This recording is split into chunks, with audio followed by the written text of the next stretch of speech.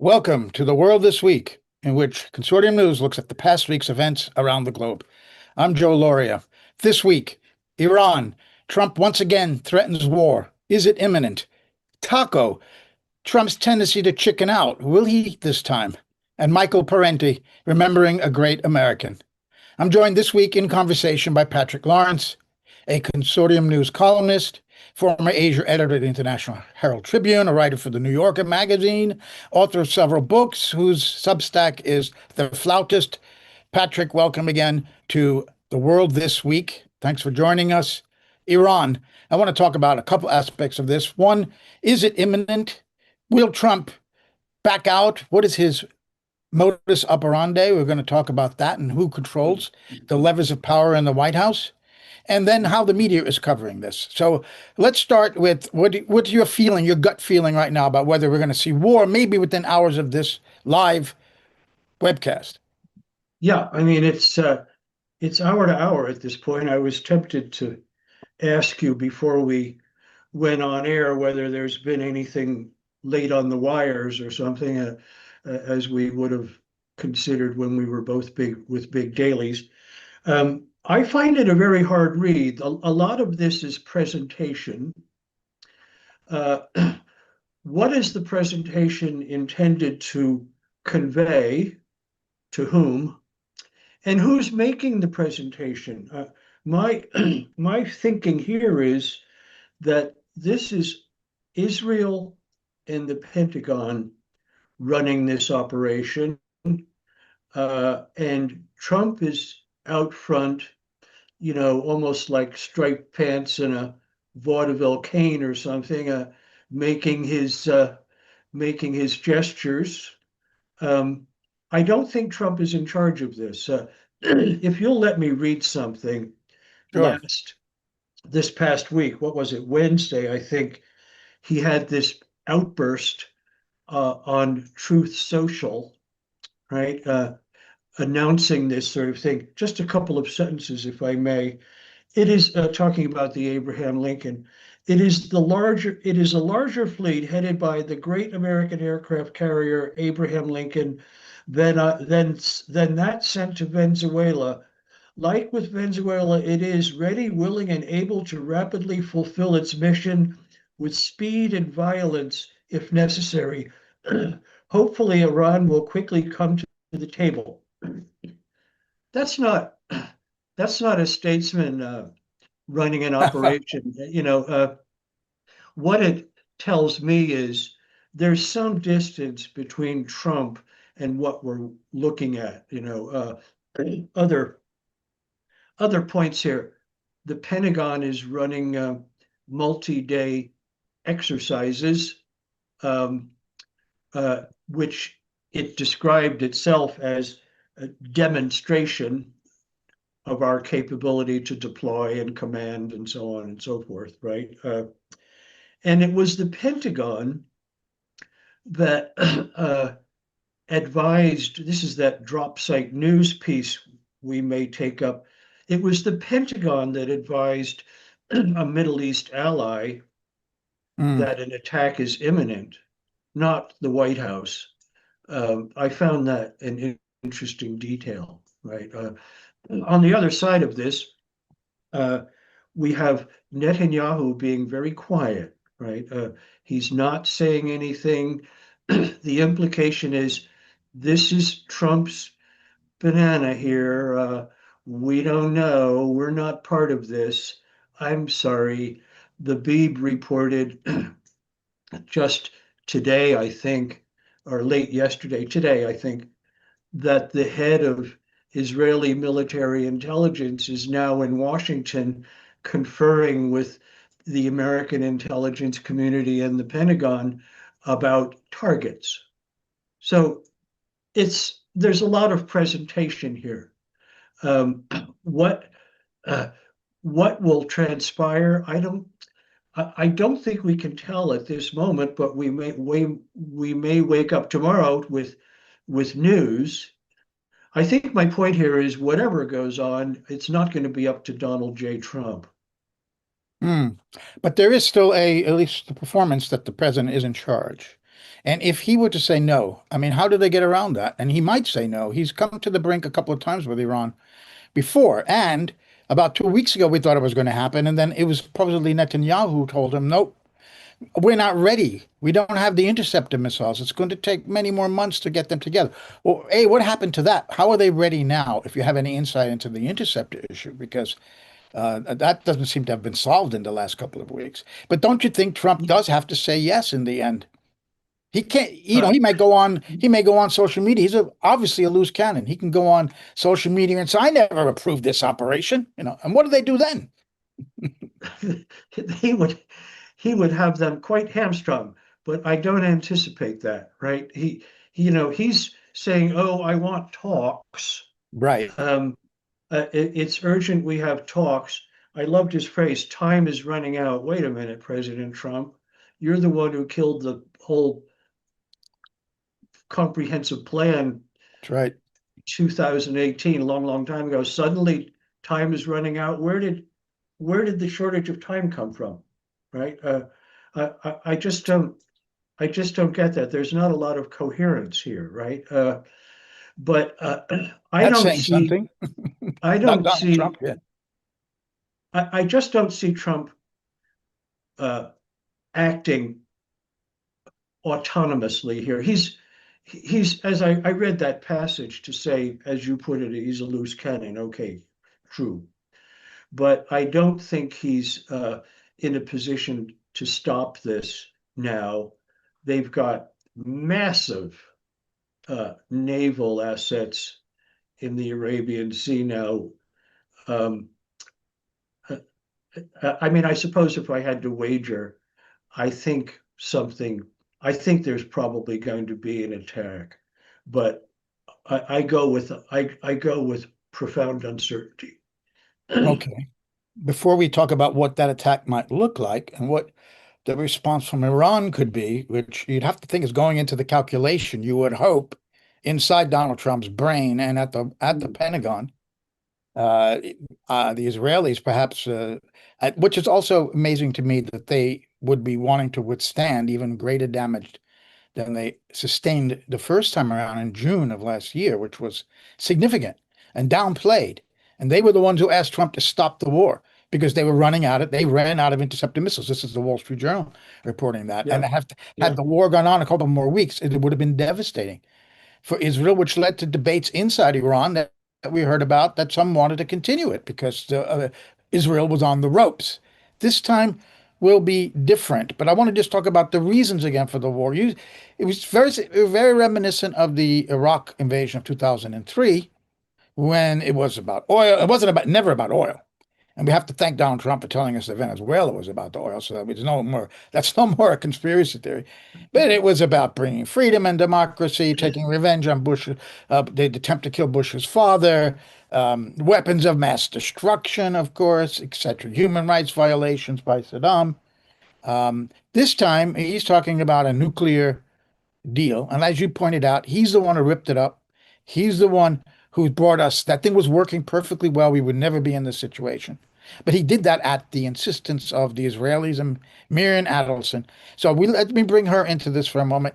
You think that she is the one who is conveying Israel's message to him that will prevent him from chickening out this time? Uh, I think it goes more to intelligent. I think it goes more to professional intelligence apparatus. Mossad and our friends in Langley and the Pentagon. Um, I mean, Miriam Adelson writes checks, Yeah. and And she'll Trump listens tell. to that. He Yeah, likes the yeah, sound of ka-ching, ka-ching. but Yeah. she's more a political presence Right. than an operational presence. Talking about the explanations for this again, they're just all over the place, Right. Joe. Right? Um, the Trump Trump canceled the Joint Comprehensive Agreement in 2018. Okay, um, and then so there's nothing, and the Iranians they have been open to negotiations up to a few hours before you and I started talking. Yep. Uh, okay, so then it became so that doesn't make any sense. I hope they come to the table. They're waiting at the table, right? Right. I mean, they're very suspicious because they got monumentally betrayed in June.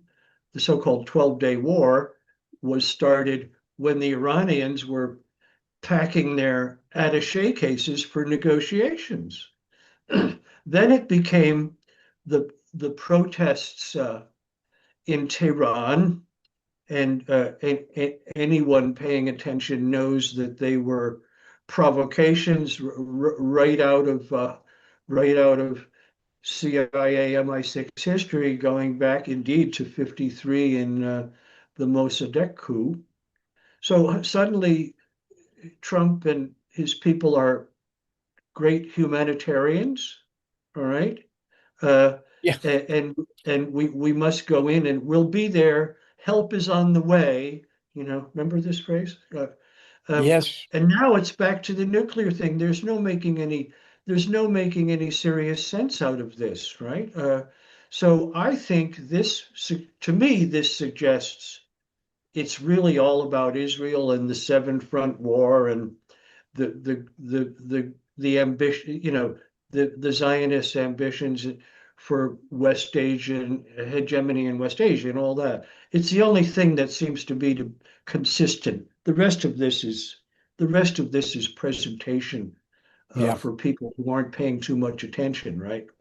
Yeah. Well, first of all, Obama, we got to give credit where credit's due. He worked with the Russians and the Chinese to bring about, with the Germans, the British, and the French, to bring about the P Yeah. plus P5 plus Germany, to bring about that nuclear deal. And Trump ripped it up. And what he wants now is something Iran will never, and no nation ever should agree to give up the ballistic missiles beyond 500 kilometers, which means it would be out of range from Israel, right? Right. And to give up all enrichment, which the JCPOA, the nuclear deal, never required at all enrichment. They required that it be go below, way below weapons grade, but that could still be used for Mhm. medical and other reasons.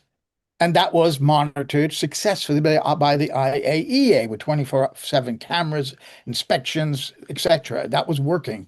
Okay, so he wants them to give up all their ballistic missiles beyond 500 kilometers and to stop all enrichment. And no way that's going to happen. That's what he calls a nuclear deal. And that's what Yeah. Yeah. Israel wants. That means make them completely defenseless, and then they'll just walk in and destroy the country. Caitlin Johnstone, she's good for a line so often. She said that what the Israelis are worried about now is that we might rebuild our defenses so it's more difficult for them to attack us. That's what it amounts to, you Yeah, know? that's right. Uh, So let's talk about what this war would look like. Iran has said, and as you just pointed out, they're not going to be fooled into going to talks and then being unaware. They're very aware. If they're going to back up the rhetoric, they are ready to give them everything they've got. I think there are very cautious people in the Iranian leadership in the past who have cautioned, like, for example, the other times when Iran was hit, including when Trump obliterated the nuclear facilities. The response was advance warning from Iran. We're going to hit your base in Qatar.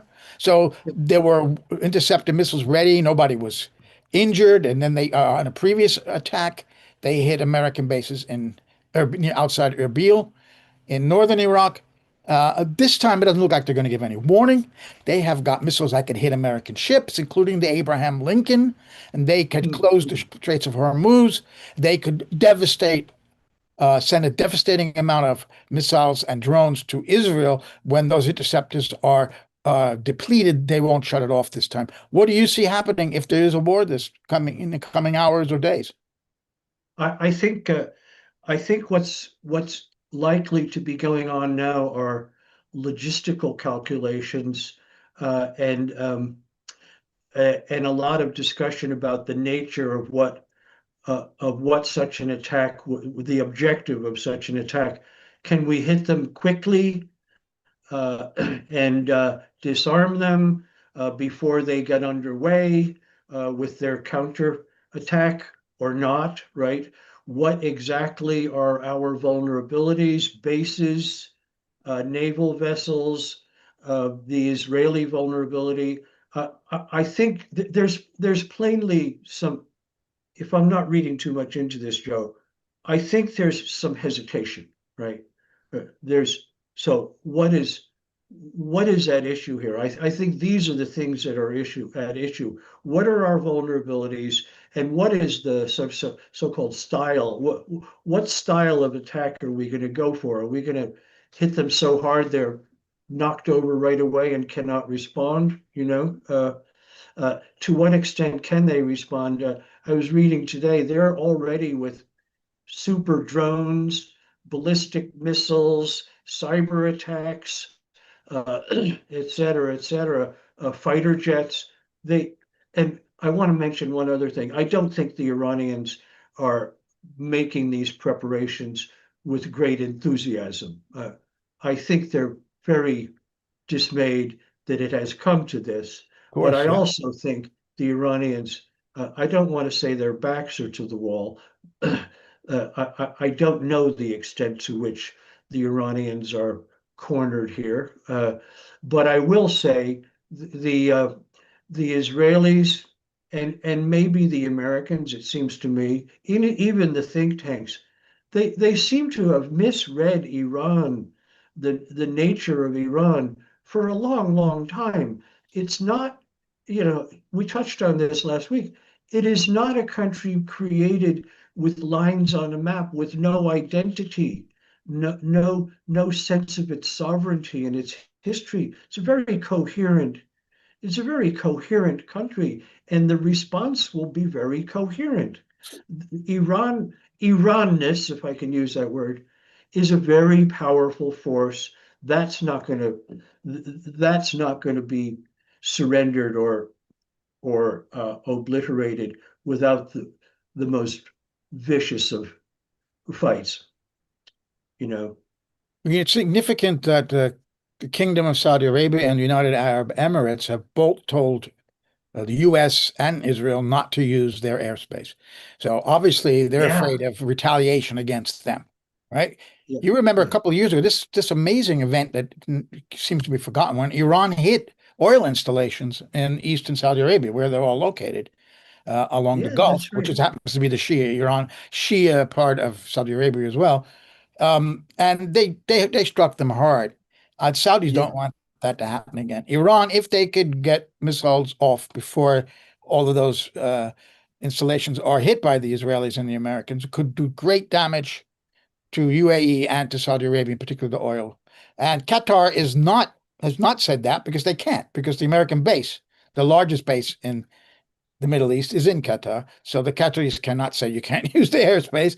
If you Yeah. have to get Yeah. out of there, you have to fly over Qatar to get out of there. So they could be hit very hard.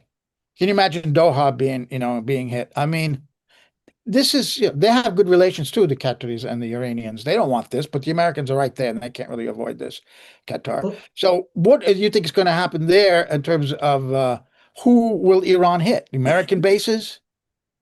Israel. And how much, it is my question, how much is Israel willing to take to do this? How much do Netanyahu and his band of extreme nut jobs yeah. want to put their own people at risk and their own infrastructure at risk in order to overthrow the government, maybe in Iran? What is the Israeli calculation of their risk? I don't think we know that, right? Um, as to the other question, the Arab world in general, Turkey and so on, have been making vigorous representations. Don't do this. West Asia is in a very fragile state, you know. So apart from the specific worries of the Saudis, um, there is a regional concern that this could really tip over uh, rather radically. One other point you just prompted me to remember: um, the Saudis and others have been making redoing their relations with the Islamic Republic for some years now. We touched on this the other week. That counts, you know. I so uh, uh, but to go directly at your question, forgive me.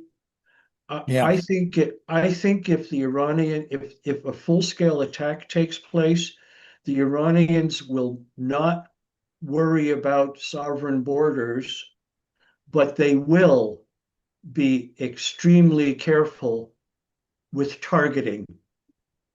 They might hit something in the Saudi kingdom, but they'll be very careful what it is. You know, they showed Yeah. this.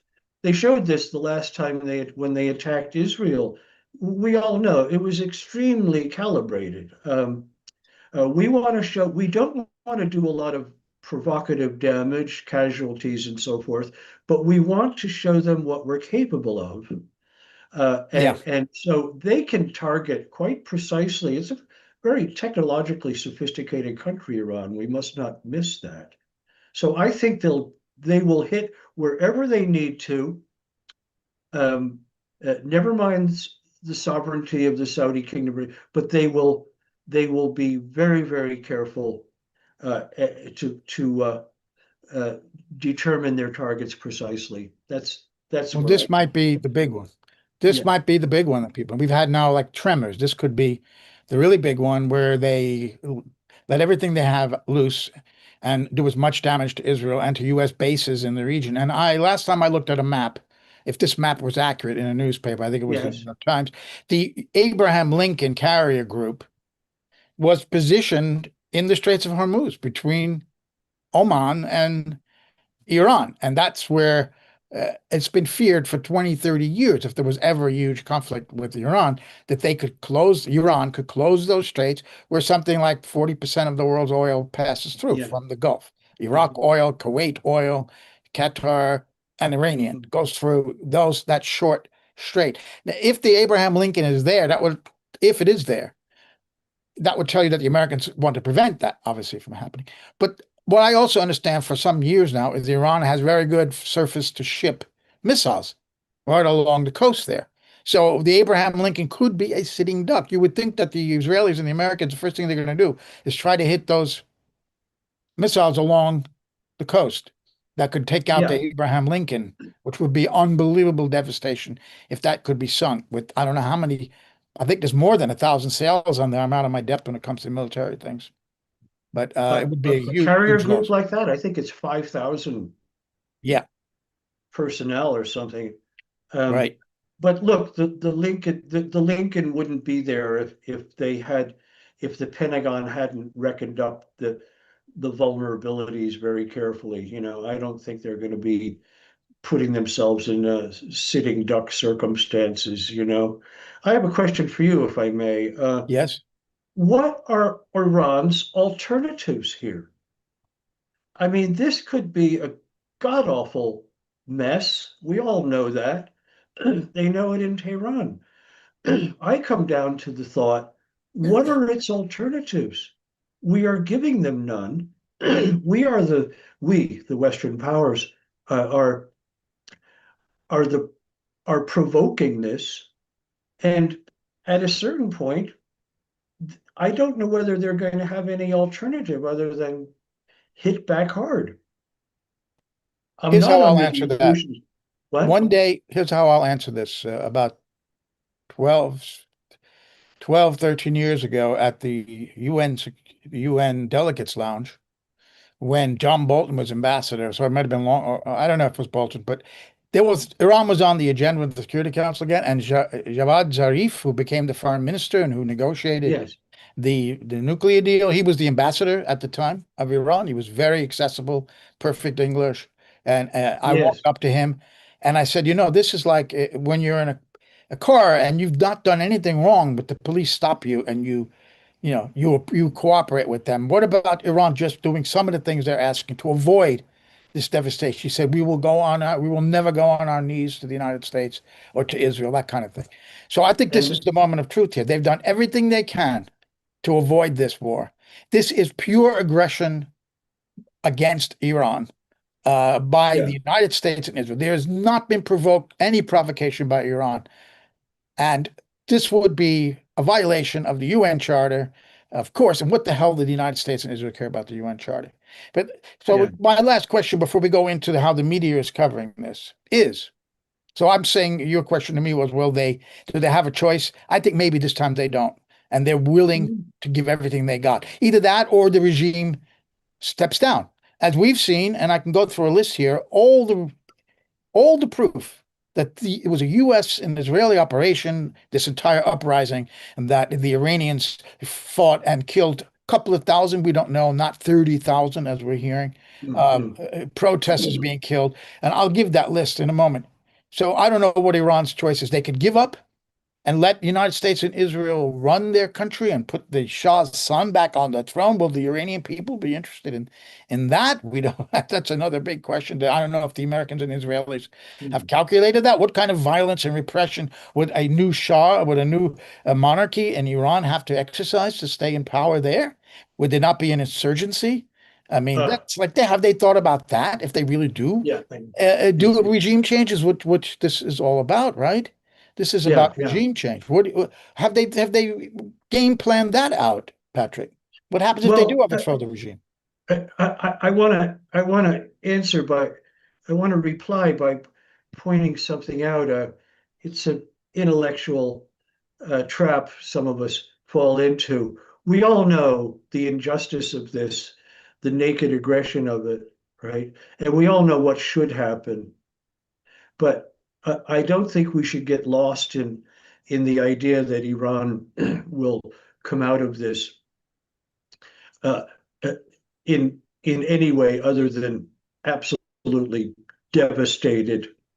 Um, and they probably know that, but giving up, uh, it's just not in the Iranian. It's just not in the Iranian identity. So I don't. I hate to go to the phrase "go down swinging," but it could come to that. They've got the most powerful military in the world, and uh, its client, the most powerful in West Asia, staring right at them now. It's not going to be. I want the Iranians to fight this out, right? But I'm not under any illusions as to the outcome. It'll be You're not. horrible. It'll be really Well, I think horrible. the big question there is how much damage will U.S. forces in the region and Israeli society take from this, and how much are they willing Yeah, to yeah, take? yeah, I think this is a big question. yeah. But I want to know whether you, one last question before I ask you about what would regime change look like the day after, which, as we well know, the neocons never seem to think about the day after, right? But there's some talk of Iran taking preemptive action right now. Some commentators have been saying that they have a legal right now because it's so obvious that they're about to be attacked, given the statements of Trump and given the array of U.S. forces now right close to them that have just been brought there, that since they are about to be attacked, then under international law, if you could prove that, you can't take a preemptive strike. That's my understanding anyway. Do you think that Mm. Iran, I don't agree that they should take a preemptive strike. I don't think they should, They and will I don't lose the think high they ground if will. they ever have one. What do you think about that? What's your position on that? I don't think they should do anything preemptive. Yeah, It would shift the ground of provocation to them, right? What, you did this, we hadn't done anything to you. No, right, I don't think they should, and I don't think they will. They're too smart, right? right. You get this with other, you get this in relations between non-Western powers and the West all the time. Who's the restraining force in Ukraine? It's the Kremlin, right? It's the Russians. I think they will act with the utmost restraint until they don't have any more choice. And I want to make one other point as I was thinking all this over before we began our podcast. This is a very significant confrontation between the West and non-West, right? This is not a prolonged, rather low-level, gruesome covert operation in Syria and so on. This is a serious, the West is now having to make very serious calculations as to exactly where its limits are. And I give this some historical significance with that thought in mind, you know. Oh, I don't doubt that. In fact, this is a powerful middle power, Iran, that is been standing up to the United States since the Shah was overthrown in 1979. Yeah, And whatever we think of the regime, and I want to talk about that as well. Why let's. don't we criticize Iran? This is a question. We could criticize Iran all we want. What have they done to deserve this aggression against them? Really, think about it. Nothing. Nothing. How they treat their own people is pretty much their own business. How does the American government treat their own people, right? Now, let's look at Yeah. Minneapolis for a minute. Should we bomb Washington because of the treatment of the people in Minneapolis? I mean, so this is absurd thinking. But what about whether they get what they want? The United States wants regime change, okay? What happens if they do overthrow the government? What happens the next day, Patrick? Who's going to take over? How will the Iranian people respond to a new government imposed upon them in what would be a major, as you say, confrontation between the non-West and the West that's been simmering and brewing really since 1979? That this thing is Yeah. going to could Yeah. be coming to a head within hours, days, or weeks.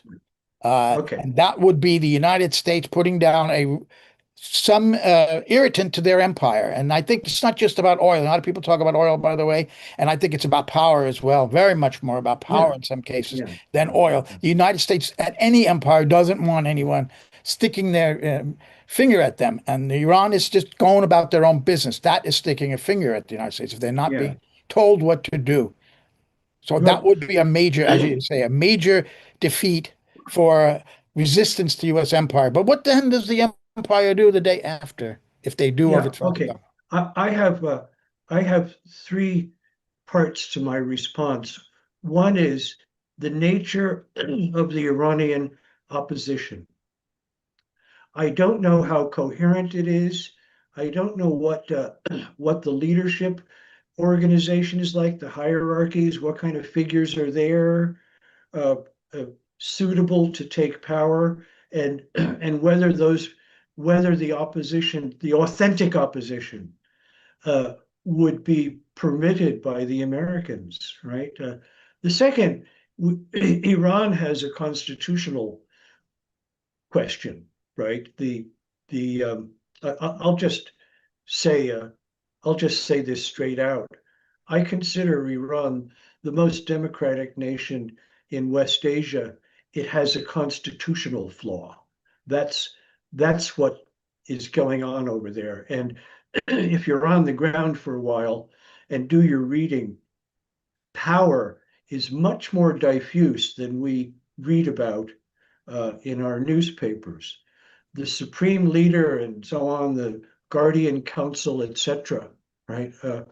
They have they have considerable restraints on them, political restraints. It's a very complex society politically. Okay, so there's a constitutional question, right? And the third is the external. We need quotation marks here. Opposition. The Shah, the Shah's son is now getting a lot of press. Ridiculous, right? And then there are these brutish people in Albania, MEK, this CIA cultivated group of murderers, right? Uh, I don't see, Formerly on the U.S. terrorism list, by the way. Formerly on U.S. terrorism. we love terrorists in the end as long Yeah. as they're doing so, the only people in this little triumvirate that could conceivably maintain coherence in Iran is the domestic opposition, but I don't know how prepared they are, right? And I seriously question whether they would be delighted to assume power uh, uh, as in consequence of an American Israeli attack, right? So I think we have to stay with your original observation. They don't know what in hell's going to come the next day. Yeah. Well, look what happened in 2003 in Iraq. They overthrew Saddam. The American troops occupied the country, and what happened after that? Did they lose control? What happened? Absolutely. There's a civil war. Yes. Did ISIS come out of that? Which I only was finding looking at last night, because of what we're going to say about Michael Parenti. I was looking at an old video when he debated Christopher Hitchens about Iraq, and Hitchens in 2003, 2005 says, there's now an alliance between Al Qaeda and the former Saddam secular officers, and that turned into ISIS. Alliance wouldn't happen without the invasion. But what would Yeah, happen to the former Iranian soldiers, the Revolutionary Guard Corps, this very powerful force? What happens to yeah. people who are loyal to the government? There are many, Oh, down to the yes. police. Yeah, What happens to them if the United States takes over and they put the Shah in there? Are they going to just say, okay, there's going to be a civil war, most likely, just if we use Iraq as the example? It will be utter bloody chaos in Iran again. And the neocons will say, well, we did it. We got rid of that guy. And so, by the way, we're making a lot of money from the chaos. I think that that's part of it, from the yeah, contractors. yeah, yeah, yeah. I think it's unknowable, Joe. We just don't know. Other than I think we do know that a considerable degree of chaos would ensue before any kind of coherent, enduring uh, uh, governing structure emerges. What are they And going to isn't do that, about the Constitution? Are they going to write a new Constitution? Right? What? yeah, that's down the It's road just, somewhere. But the thing is, the Israelis love their perceived enemies, their enemies, the region to be in chaos, to be internal chaos. Syria civil war was fantastic for Israel. I think an Iranian civil war would be fantastic for that's a Israel because they frightening. would be too divided to stay in it. And then Yeah, ultimately they think they're going to, like they did, let's face it, in Syria, it took a hell of a long time, like 11 or 15 years almost. But the Al Qaeda guy and the ISIS guy won. They won. They ultimately did you, you overthrow know, Assad and take over unbelievably. So that's maybe what they'll play the long game, Israel. They'll be here. We'll be making money off of contracts and they will kill one another. And we will ultimately win. We'll get the Shah on the throne or somebody else who's a pro-Western, pro-Israel government. And there will be a puppet, a comprador. And then we will run our empire, their regional empire, and America, their overlapping yeah, global empire with their guy it's on the throne, it's maybe literally in Tehran. it's a it's a disturbing thought, Joe, but it actually answers our question to an extent. Israel loves chaos, disorder, domestic violence, and so on, all around it. And maybe the answer to our question is that's what they want in Iran, you know, uh, And a the des- neocons, what they want. yeah, yeah, and the Zionists, right? As long as Yeah, American soldiers aren't getting killed this time, and they won't be American soldiers on the ground in Iran. I think they're way too yeah, smart. They've learned from Iraq. That's not going to happen. yeah. So Also, let me ask yeah. you about, you took, just to go make a comment about Iranian democracy. I often compare it to American democracy. Like there are parties, but there's a big corporate oligarchy class that chooses who the candidates are. And in the same way, the mullah, the ayatollah, and the religious power determines who the candidates are going to be. So it's very similar American democracy in a way and Iranian democracy. It's very limited, but it is much more than Saudi Arabia or Qatar or Kuwait or any of the Gulf monarchies or even Egypt, right? And Yeah. Lebanon is a messy kind of, you could say they have certainly more democracy than than the Gulf Arabs or Egypt. But you're right. Iran has a constitution. Will the Israelis write a new constitution? Yeah. Yeah, I think they will ultimately. There was a new constitution written for Iraq. And I talked to a guy at the UN, I can't remember his name now, who was on that commission. The UN was helping to write a constitution for Iraq, Hmm. which pissed off a lot of Iraqis because they have pretty smart people in Arab countries. It's our arrogance, our racism towards Arabs that we think that they need Western help to write a constitution.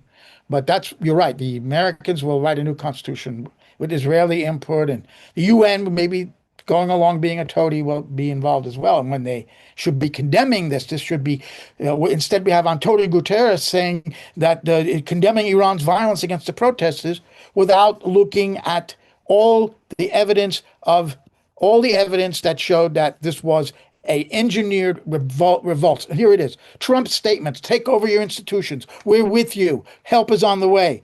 Bessent, the Treasury Secretary of the United States, he admitted at Davos that there's economic engineering going on, that they purposely sunk the currency in order Yeah, to create regime change. He said so. There was the Kurdish invasion in the north that the Turks alerted to the Iranians and were able to rebuff. They invaded northern Iran during the uprisings in the street. There were the yeah, Mossad yeah, statements yeah. on their own website, to the Persian language website, that we're with you, we're going to help you. There was Pompeo saying Mossad agents are walking right next to you on the streets.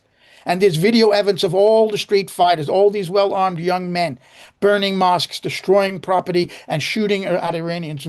These were not peaceful protesters. Excuse me. Where'd they get the guns from? No, Then there was all the Starlink that came in from the outside. And I've just probably scratched the surface. That's what we know about. This was not a hidden regime change operation. yeah, I mean, look, Joe, no one can profess surprise at any of this or conspiracy theory or any of the rest of it with any serious reference to history. This is how the the agency and Six and all these other constituents do these things, and it's how they have done them for a long time. I don't get that there's any grounds to claim this is a mysterious theory. It's right Well, there. if you read the New York Times, you'd think that, or any other mainstream media, which is going to lead me into Jonathan Cook's piece, which I want to discuss. But one last other little point here. What about Russia? This is always the big question. What is Russia going to do if this all-out war takes place?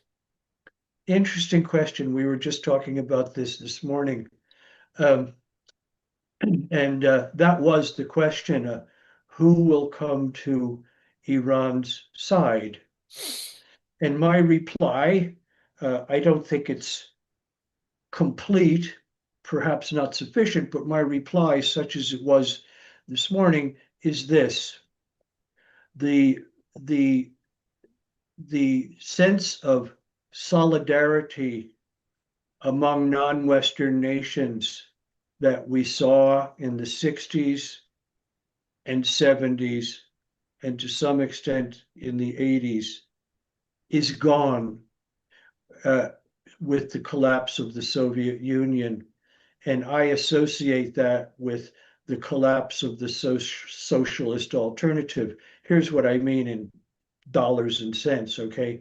Russia is state capitalist society now. So is China, India. Um, uh, these countries are far more given to national interests, uh, to the exclusion of the old internationalism. It that that's my answer to this. Who's going to come to Iran's side? To the fullest extent they can. Maybe some air defense, some S-400s from Russia, and so on and so forth. But I don't think we're going to see a flood, outpouring of internationalist solidarity here. It's just a Absolutely. different time. It's a different time. Although the Russians would not be happy to see the regime overthrown. No, As you were just saying, this is the history of the West and U.S. relations and British relations with Iran from the 53 coup and then the 79 revolution. They have been suffering the West since 1979 because they put their guy in 53 and they want to put maybe his son back in 2026. The idea that yeah, there's no historical background for this is preposterous, as you said, and Russia's limited. But you say there's no international solidarity like that, but there is BRICS. Now, BRICS is not a military alliance by any means. right. However, they will make statements, but I think that Russia might be already. This is the time to give the S-400s, by the way, if they haven't already, and I think they probably have. Yeah, yeah, Certainly yeah. S-300s they have. So uh, there's BRICS, China. Something's got to happen. What could they I do? agree with you. Let me refine my reply a touch, okay? I remember a few years ago writing columns for you and looking at these maps. Okay, there's enormous infrastructure projects, rail lines, pipelines, what have you, um, running from uh, uh, uh, places in Russia through Iran. The Chinese have made an enormous, what is it, $400 billion investment agreement with Iran is spread over 25 years or something like that, but huge, huge. So they are there, right? And as you know, the BRICS have a certain, to, can I put it this way, a certain non-Western consciousness, okay? But the BRICS are a very disparate group. You've got far right capitalist regimes in there. You've got kingdoms and goodness knows what all, right? And so I just and BRICS is pronouncedly not military. It's not even political. Yeah. You know, I take BRICS very positively, but I think it's the beginning stage of a new coherence one wants to see in the non-West.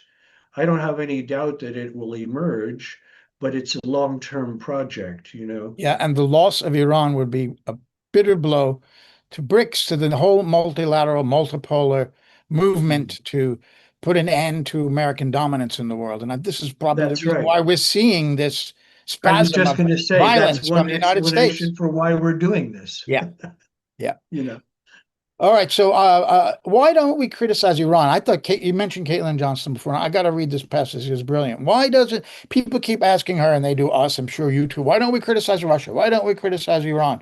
Why don't we criticize North Korea? Okay, and she says, I don't criticize Iran because I do not want to feed into an imperial war propaganda campaigning for a horrific agenda that I do not support.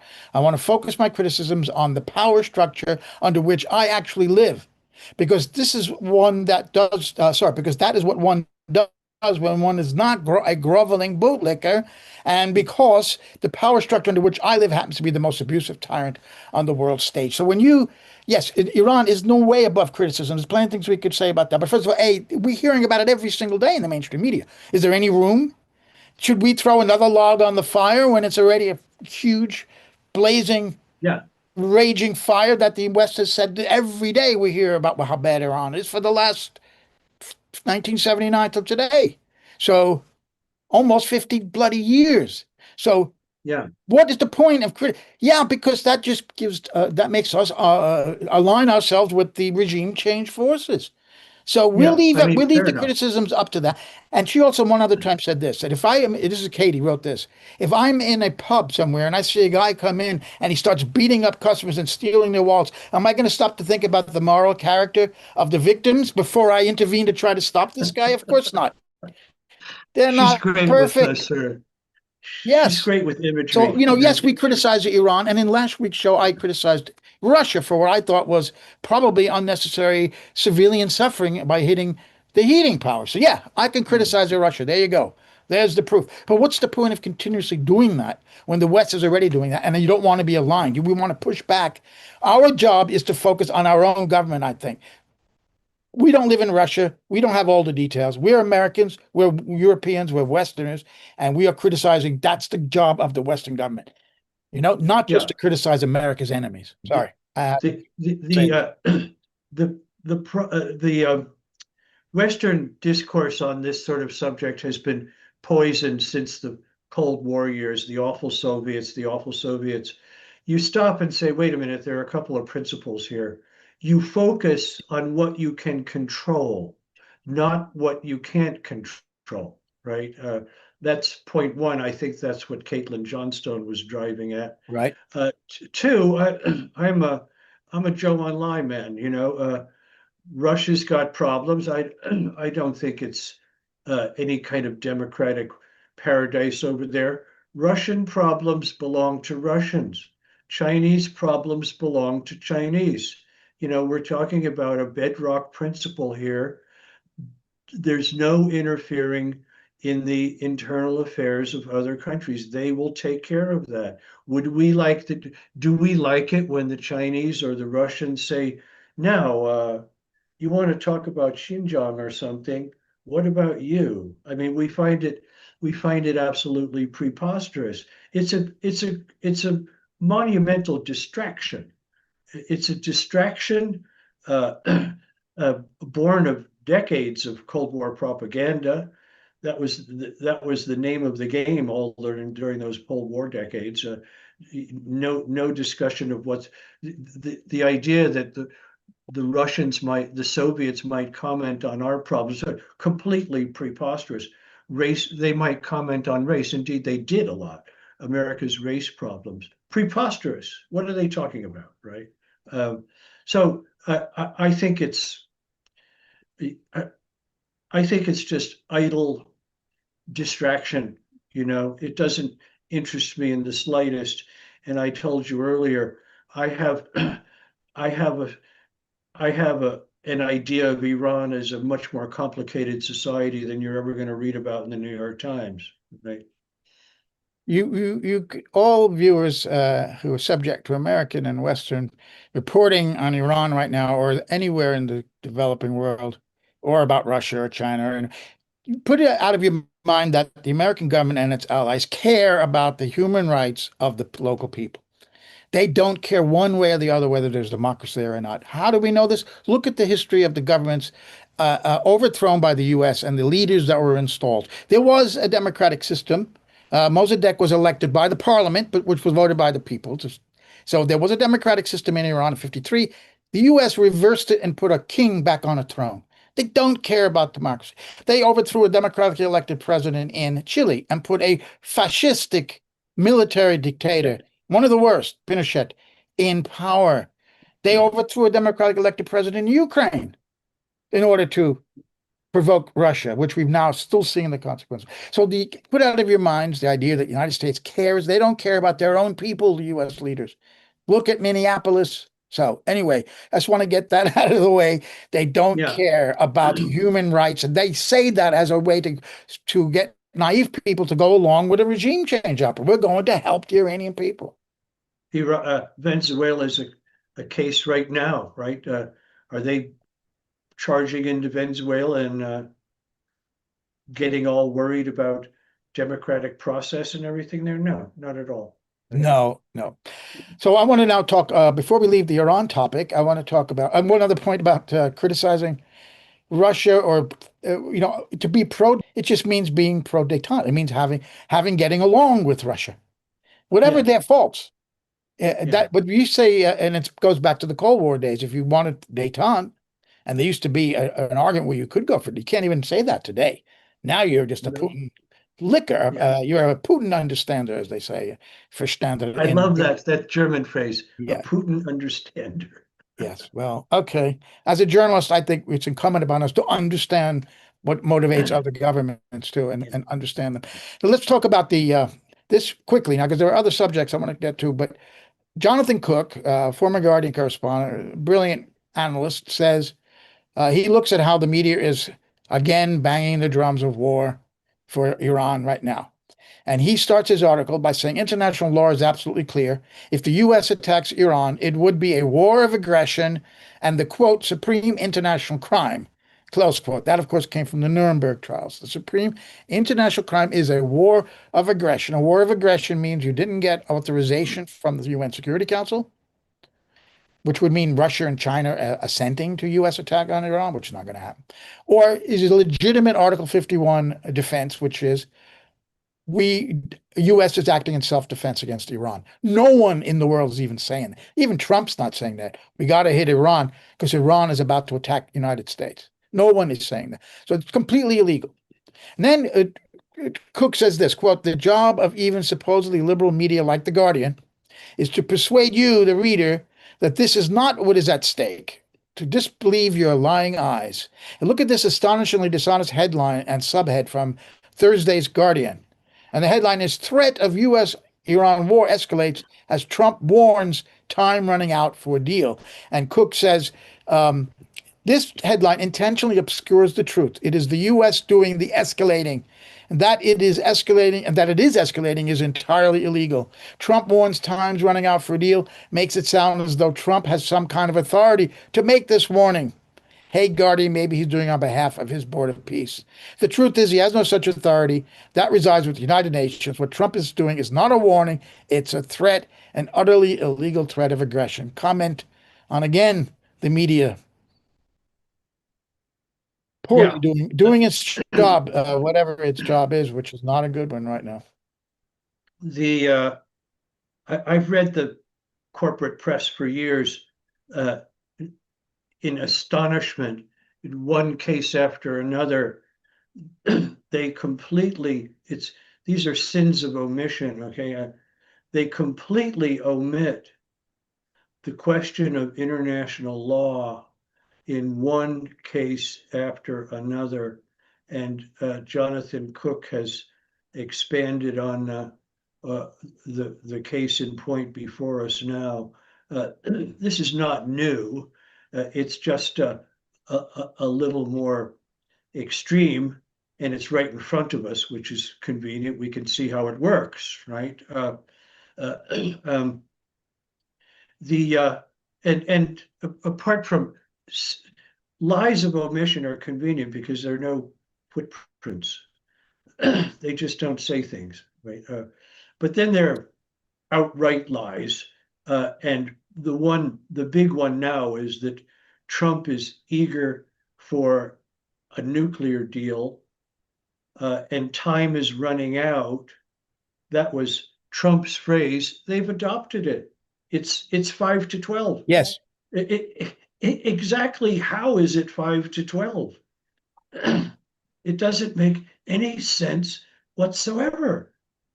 Uh, and so I think the media coverage is awful. I want to make one attenuated exception here. Good old David Sanger, who's been covering Iran for years and years, uh, did have the good grace the other day to say, in so many words, I don't have the piece in front of me, in so many words, to say, wait a minute,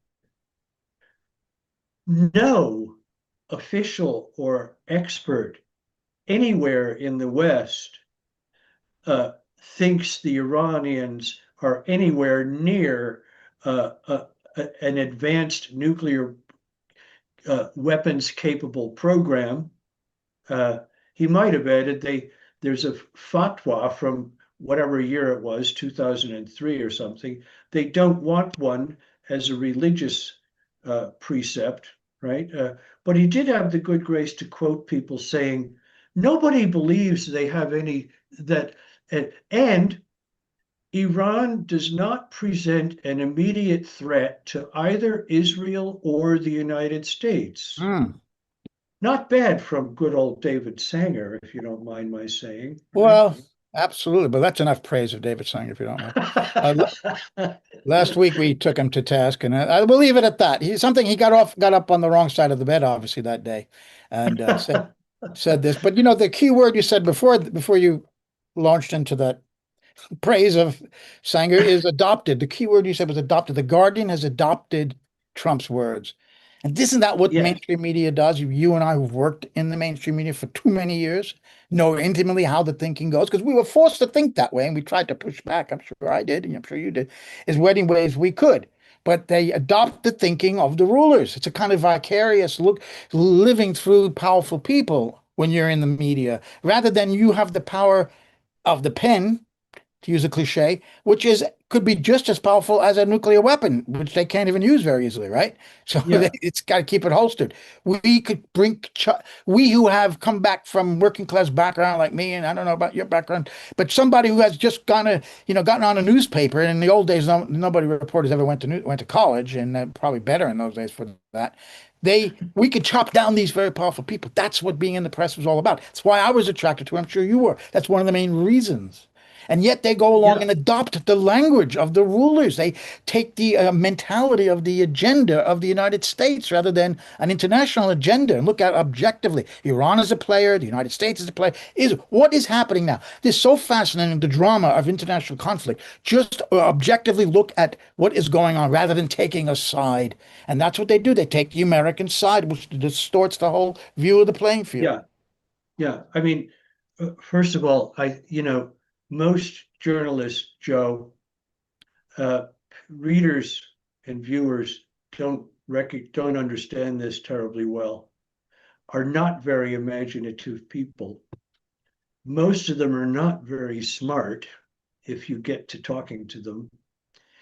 Most of them do not understand the questions they are reporting upon or the powers involved in those questions. And in consequence, their source of confidence is to repeat the orthodoxy because it's a very safe place uh, to hide, uh, to obscure their middling minds and so forth. And that's how the game works. I'm getting a little insidey here, but Go that's what ahead. it's like to be at these newspapers. I'm not telling you this so much as our audience. These are not very smart people. They pretend to be smart, but they don't by and large understand what in hell they're writing about. And the safe place to go is is into the orthodoxy because a lot of other people are saying this, so I won't get called out on it. That's it. That's the mechanism. Yeah, you want to And keep your job. yeah, yeah. Careerism, Well, obviously. let's not get into the extent to which school fees and summer houses determine coverage of world events, right? You've got it. Mortgages. You're absolutely right. And thank God for Yeah, independent media that there's a way perverse, to escape that now. perverse. That the Yeah, public has responded to independent media by supporting it and that it grows. It's growing the way it yeah. has, even That's why incredibly we're intellectual. here. It's why we're That's here. why we're here, right? And the I glossed this. These the corporate media and all the editors and reporters in them have a very, very corrupted relationship with power. They gave up they gave up the notion of the fourth estate is now a dusty museum piece. Nobody even thinks about it, right? They gave up their privilege as an independent pole of power, and they think they're doing an excellent job when they convey orthodox thinking down to the great broad masses. They don't understand as we do that they're doing miserable, discreditable work. They think that's the job. This is Yep. something that's happened since 2001, I think, right? They think they're independent. They Yes. think they're independent journalists. They're independent from the public, and they're dependent on the government and on corporate Yeah. media, corporate power that runs and owns them. I mean, Yeah. we could have do a whole show on this one time, because We it's must. an ever-ending topic of Yeah. frustration and real danger to the democracy. Yeah. I want to move Yeah. on now because we're moving ahead. We're almost out of time, but taco. I don't like these kind of adolescent American acronyms. I really do. But I couldn't resist this one. Trump I know. always chickens out. Taco, right? We always now that was said maybe as a criticism of Trump. But I think it's great that he might chicken out on Iran. What do you, what's your take on this? And I want to pick up what you suggested we talk about in the first episode of this new program, which was that how does power work inside the White House? I got a few ideas, but frankly, I don't know. But I want to know what your ideas. But Yeah. what about this idea that Trump chickens out? Will he chicken out now on Iran? And hopefully he will chicken out. Well, it's not an original thought that Trump treats for it's perverse reality that Trump treats foreign affairs as if he's negotiating a piece of property in Upper Manhattan, right? Get out there with maximalist positions, um, excoriate your opponent, your competitor, and then step back. And when you arrive having stepped back, you'll get what you actually wanted in the first place. I think there's some of that. Okay. Um, but I think it's worth talking this evening uh, about Trump's position in the regime. I'm happy to use the term, right? And who he actually is. Okay. I want to go back to his first term. Um, it was now he was surrounded in his first term with neocons and deep state operatives. You kind of wondered why did he appoint Mattis or Hmm. McMaster or at the extreme Bolton? My position was he didn't appoint them, they were imposed upon him. Okay. That's why he has such a collection of incompetence around him now. He was determined not to draw his cabinet and his senior officials from the national security state. Okay. Um, but going back to his first term, uh, I think it was April of 2017 when uh, I forget the defense sec at the time. I think it might have been Mattis. Um, uh, there was a bombing mission in Syria attacking an ISIS installation. Trump at the time was trying to withdraw American forces and disengage from all these messes in West Asia. Right? They went ahead with it. They ignored his orders. That was when he started making what I took to calling his "My Generals" speech. Yeah, Remember? yeah, I Uh, do. Yeah. and so what? Something happens. They either slow walk his orders. This happened numerous times. Slow walk his orders, ignore them, or subvert them. What is Donald Trump's alternative? He needs to look like he's in charge. And he can't go crying publicly and saying, they didn't do what I said. No, very unseemly. So he goes with my generals. I authorize my generals to do that. Absolute nonsense. Another example I want to share the assassination of Soleimani at Baghdad airport. Trump was in Mar-a-Lago when that was planned. Uh, and it was planned by Pompeo and Mark Esper, the defense sec at the time, right? They planned it, they ordered it, and they oversaw the execution from Washington. This was in the papers. Uh, they got on a plane and arrived at Mar-a-Lago at 5 in the morning and told Trump what they did. Whereupon Trump said, yes, well, we had to do it, et cetera, et cetera. It was another My General's performance. And I think that's what we're seeing now. I read you that passage from his Truth Social thing just to demonstrate that this guy is no kind of statesman at all. That was the effusion of a complete amateur standing on the side uh, uh, making his points. I don't think they have any relationship whatsoever to do with policy and planning, and certainly not in this case. That's what I think. I think I, I don't think Trump is essentially in charge of this regime. I just don't.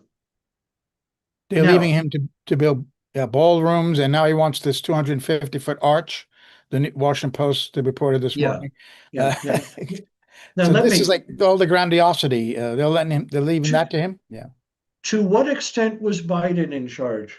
To what Ah, extent was Obama in charge? To what extent was Bush too in charge? I could march all the way back to November of 63 and ask the same question. To what extent are American presidents in charge? uh, Trump has turned it into a freak show, but to what extent have American presidents been in charge?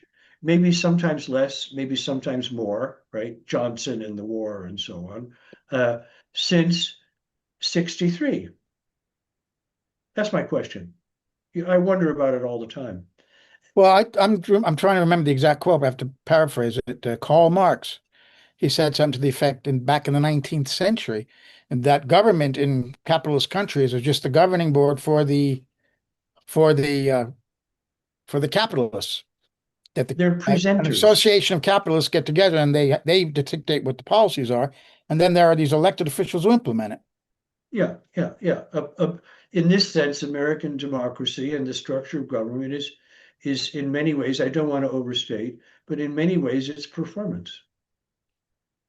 Well, so Trump, he's so let's talk about ICE for a second. He's backing down, or is he not backing down? When he says now that he's going to de-escalate. So a lot of this stuff, as you say, maximalist is all performance for him. And if you saw anybody saw the film The Apprentice about his early life and his relationship with Roy Cohn, I recommend it highly. It came out a couple of years ago, just before the last election, a little more than a Yes. year ago before the election. It was a tremendous film, and it really well acted and incredibly realistic, and it shows how Trump learned this Roy Cohn insanity, this madman Nixon type of theory where you behave like a lunatic to get people to back down. And this is what he seems to be trying all the time. It seems to be trying this with Iran. What happens was when people don't bite, he looks like a fool. Like Greenland in Davos last. He went in there saying, you could agree with us or you can't, but we'll remember if you don't. He threatened everybody. And then he leaves Davos supposedly with some deal where he's not going to take Greenland anymore. He's just going to expand the military bases. So What's happened in Greenland is exactly what the national security state wanted in the first place. They didn't want any messy takeover and all let's that, see. right? Now, I need to make an important point here and see what you think, okay? Um, when we talk about the power or otherwise of American presidents, we need to make a big distinction between foreign affairs and national security and domestic affairs. It's been my uh, observation for a long time. You can do whatever you want, make whatever messes you want domestically. It doesn't really concern us, except if it gets out of hand, for example, with the anti-war movement, right? And we had COINTELPRO and so on, right? But ICE in Minneapolis, I don't think the national security state gives a hoot about what Trump does out there. It's Hmm. his mess to make or clean up or and make again if he wishes. You know, it's just a But different. there's the power behind it, which we're going to talk about in a minute. But in terms of whether the presidents are in charge or not, is the perfect example of John F. Kennedy, who a month before the assassination, Truman wrote this very well-known column now, in which he regrets having created the CIA. He wrote it for the Washington Post. He regretted the CIA, creating the CIA because his initial idea was that it would just collect all the intelligence, centralize it so that he can get it. Then the operations took over and it got out of control and became its own army and did a lot of things like that were not what he wanted. Then Arthur Crook, around that time, a very well known at the time New York Times columnist, former reporter and correspondent, he wrote a column saying that the CIA, that Kennedy's lost control of the CIA, that they are running their own war, they're doing their own things in Vietnam. He can't pull them in, and that it's a real disaster for Kennedy. And then he dies in November, and a lot of people think the CIA, including Ray McGovern, former CIA analyst, Yeah, thinks that they had something to do with Kennedy's assassination. So if you and he fired, of course, Allen Dulles, the longtime head of the CIA under Eisenhower that he inherited. So the idea being is you're not in charge. There are powerful interests behind you. And we're going to examine what those might be now domestically and international. So on Iran, we kind of touched on it already. The powerful interest being obviously the Israel lobby and who? I mean, who in his administration now wants this attack on Iran in your view? I think if I'm Hexit? reading things, No. Anyway, I'm what? sorry. Well, yeah, Hegseth is a warmonger. We're going to tip into another question here, but I'm happy to do so. Rubio, all right, and the mention of Rubio's name brings up Cuba. Just 2 days ago, I don't want to stray here, but just 2 days ago, Trump announced in a signed executive order, Cuba is an emergency threat to the national security of the United States. Uh, Okay, completely ridiculous. What's going on there? That's not Trump. That's Marco Bloody Rubio. It's another case in point. who is running this administration? I think you pointed out on immigration, it's Stephen Miller, and on this question, it's so and so, and et cetera, et cetera. Rubio, Venezuela, yeah. Well, the timing is unbelievable. Well, it's quite believable. Forgive me. Uh, a month or so after the Venezuela operation, we are declaring Cuba an emergency threat to American national security. The words alone are ridiculous, but this is Rubio's plan. We knew that. Venezuela was the quickest way at Cuba. And I got to be honest, I'm very worried about the Cubans now. They may be really in for it. What's right doesn't always happen, obviously. Well, the So, idea was to cut Venezuelan oil off and other support, and yeah, apparently that's exactly. happening. Delcy Rodriguez is going along with the U.S. on that. It seems like they are cutting off the oil to Yeah. Cuba, or the U.S. is blockading it, either one of the two.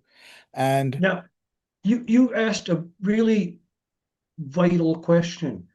Who in the American national security state wants the attack on Iran? I think we can't speak as if it's of a monolith. There are various constituencies. I think there's some in the Pentagon. Uh, I think in recent years, the Zionists have had a really pronounced renaissance among the neoconservatives, right? They are behind it.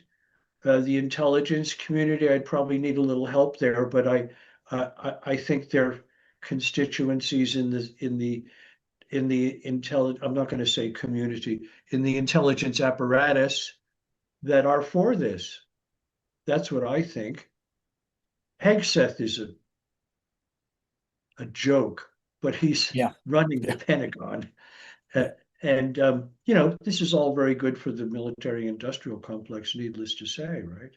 Yeah, I said that I thought Rubio was running the Venezuela and Cuba policy. Yeah. Vance probably running Europe in some ways. He has a lot of influence there. Interesting, interesting. Yeah. Miller, Stephen, this incredible, scary guy, Miller on immigration. Yeah. Kushner on Israel. Kushner might be the guy. His family was very close to Netanyahu. Netanyahu apparently, when he was in, every time he came to New York, and he might still do the stays with the Kushner family. He used to Yes. do that. So he has a direct phone line to Netanyahu, to You, Kushner. Kushner you, talks into Trump's ear. yeah, you've inspired another part of my answer. Who wants it in the United States? Anybody who is eager to please the Israelis and protect the Israelis.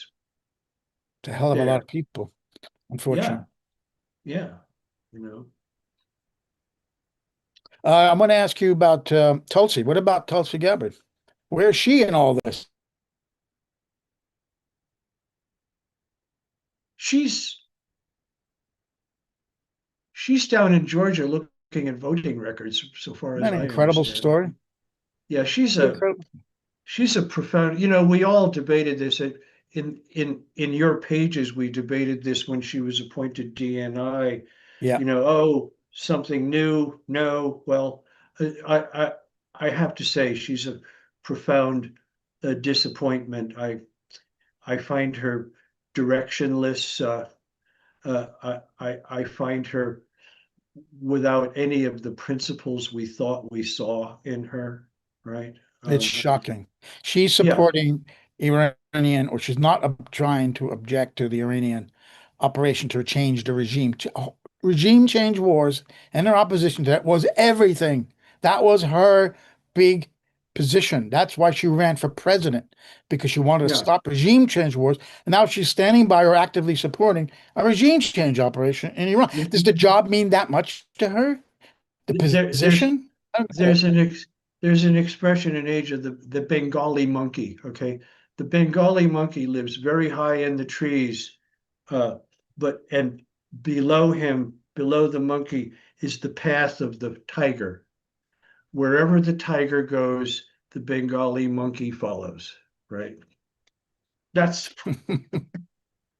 Well, that's part of actually the an story. unfortunate because she's Indian, she's a Hindu nationalist. But I anyway, so hadn't that, thought of that. yeah, It's that just an connection, old, maybe it's a little unfortunate. Let's move on from that.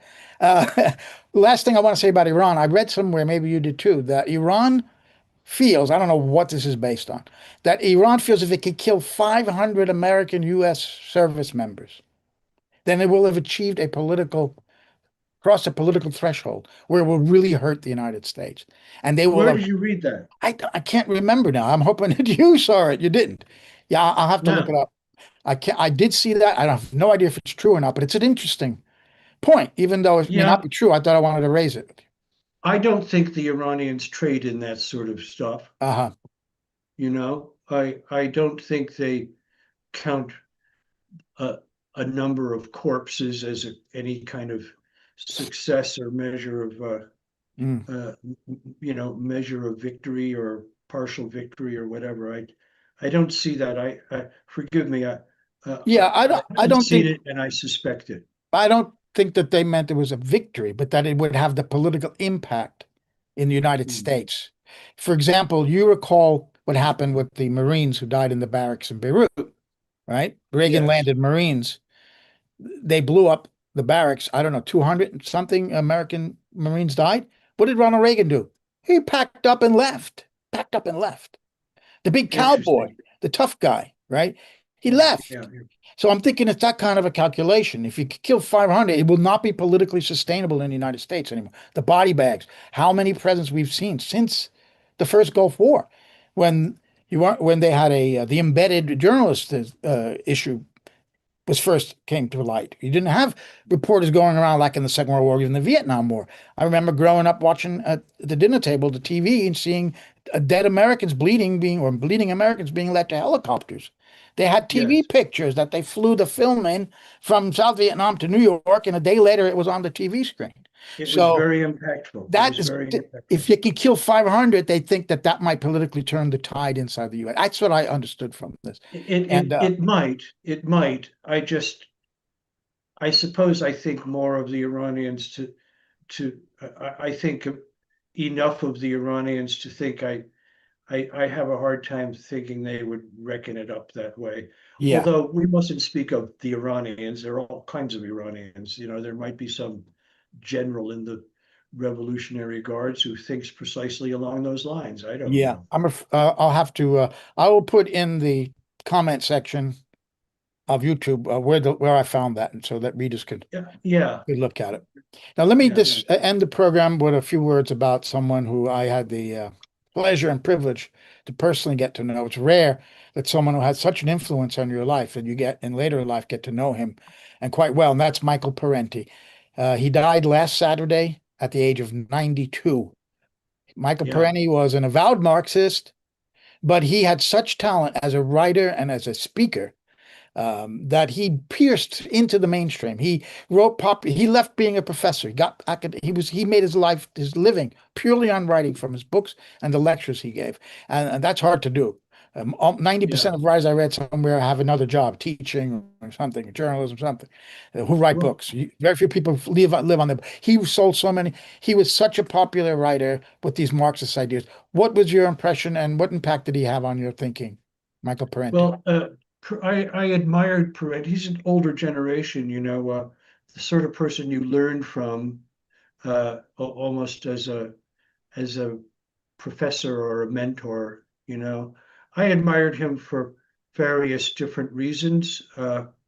He operated, as I put it, outside the tent, right? He had a splendid academic career, but in the aftermath of the Kent State shootings in May of '70, he participated in a very eventful set of demonstrations. And I think he was at the University of Vermont at the time.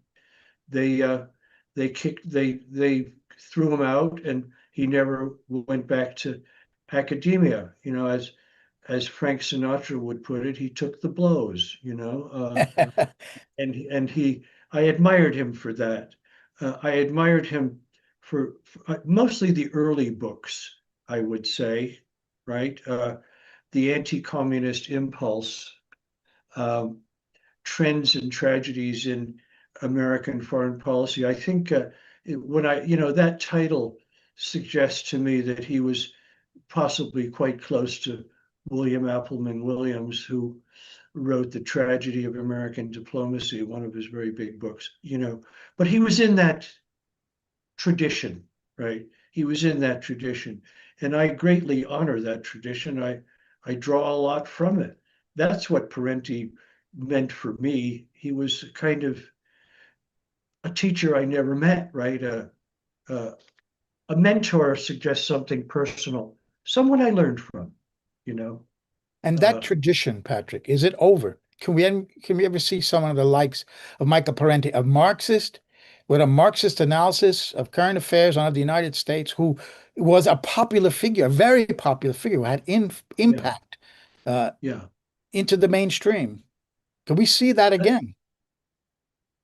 the Marxist part, I don't know, but there are a number of pretty good heads out there talking about foreign policy. You know some of them, and I think that's very alive. If you don't mind my saying so, it's one of the functions of consortium news and other independent media is to keep this tradition alive. You know, now is it uh, is it alive in the universities the way it was Yeah. when App Williams was around and Gabriel Kolko? I don't know. I think uh, the books they wrote don't seem to be coming out any longer, right?